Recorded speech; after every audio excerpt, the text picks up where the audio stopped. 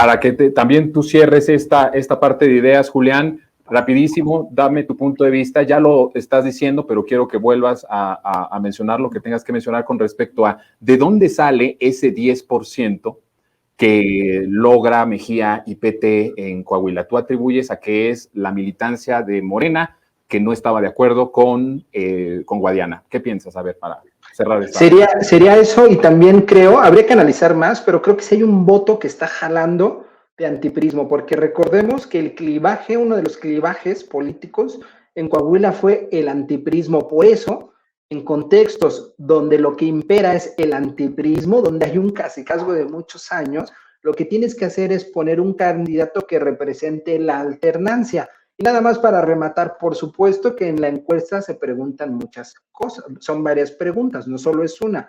El tema aquí es la ponderación.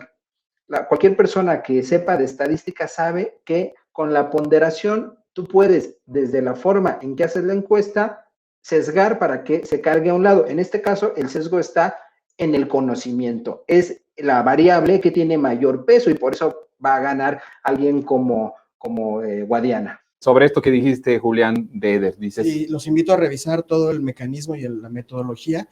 Son 9 o 10 preguntas las que se hacen en la encuesta y cada pregunta vale cierto puntaje. Y hay 2 preguntas que valen 2 puntos, el nivel de conocimiento y a quién identifican más con el obradorismo los candidatos. No es solamente... ¿No solo es el de conocimiento? Así es, también es a qué candidato o candidata identifican más con el obradorismo. Esa es la ponderación que se ha hecho. Y todos los demás es un cruce completo. Y pues insisto, es normal que a Guadiana se le reconozca más porque él caminó con el compañero. Entonces, no es verdad que solamente es la popularidad lo que determina.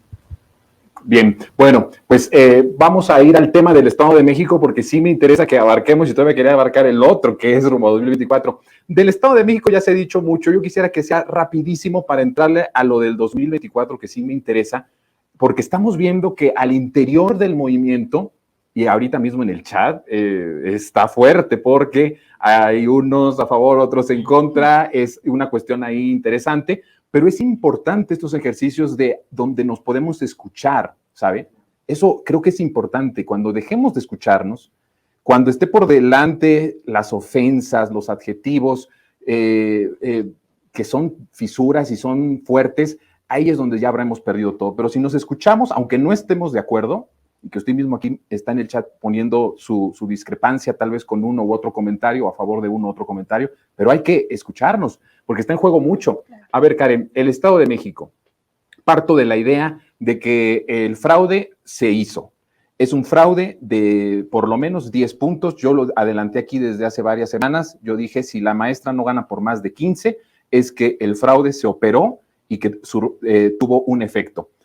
Lo que se está viendo en las cifras oficiales es que estamos hablando de 10, 9%, 9%, 10%, lo cual sí creo que tuvo una repercusión el fraude que se hizo, en donde, por cierto, también participaron los medios de comunicación. En el momento en el que ocultas un escándalo de desvío de 5,000 millones de pesos, estás aportando a la candidatura del PRI, cuando no estás haciendo tu trabajo de libertad y tu trabajo de dar y de publicar, y ahí no se salvó ninguno de los hegemónicos, ni el más de izquierda. ¿Cómo lo ves? ¿Qué pasó en el Estado de México? Sí, el Estado de México, yo todavía traigo mi dedito pintado de ¿Tú también votación, votaste? Pero el Estado de México creo que es el principio del fin, o el fin del fin, justamente del PRI. Este estado es la entidad más importante de nuestro país. Me atrevería a decir que inclusive por encima de la ciudad en términos de la densidad poblacional, del número de habitantes y del presupuesto que se ejerce. Y pues la elección que se vivió el pasado domingo en el Estado de México, sin lugar a dudas también fue una elección de Estado. Sin embargo, se tiene un pueblo bastante politizado y una población muy consciente de su historia y de lo que ya no quiere, sobre todo. Esta entidad ha sido de las más dolidas durante toda la historia: falta de servicios públicos, inseguridad, asaltos al por mayor. El tema de los feminicidios es una situación bastante alarmante. Y era justo que no se llegase a los 100 años en esta joya de la corona. Y me resulta bastante chistoso que Del Mazo abre el grupo Atlacomulco y Del Mazo, hijo del hijo, lo cierra.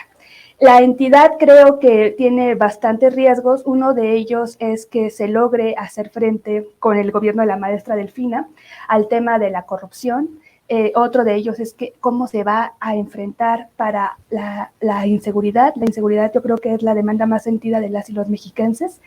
Y creo que de aquí va a ser clave el tema de la unidad que se logró desde el inicio de la precandidatura y posteriormente en la candidatura, para que al momento de ejercer las políticas públicas o de hacer el plan de gobierno se vaya de forma coordinada entre todos los actores políticos que tienen incidencia en el Estado de México. Brevemente, para ya ir cerrando.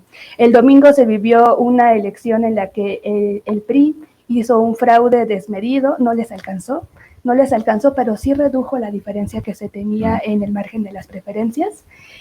Hubo casos en los que estaban cínicamente afuera de las casillas las señoras, las operadoras del salario rosa pasando lista, pero como tenían consigna, estoy hablando del caso de Naucalpan, había una consigna que se les había dado a las policías municipales para que si tenían un logotipo, una palomita blanca de la paz, irónicamente, no les hiciera nada, y bueno, se hizo caso omiso a ese tipo de irregularidades. Sumado a ello, pues se llamaron a muchos de los simpatizantes del Movimiento de Transformación, amenazándolos inclusive de muerte, como suelen hacerlo, como ya lo hicieron en el 2017. No hubo efecto tampoco de esa táctica. Y por último, se intentó desmovilizar a la estructura de defensa del voto.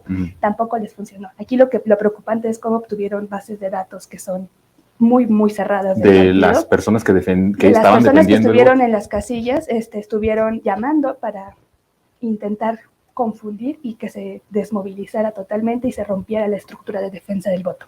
Pese a todas esas artimañas, a esas cochinerías que está acostumbrada a hacer el PRI, se ganó, se vienen retos importantes, se viene un sexenio que yo creo que va a ser fundamental y sobre todo, ya concluyo con esto, creo que la figura de la maestra Delfina es una de las que más pasiones, que más sentimientos y que más empatía ha generado en este último periodo.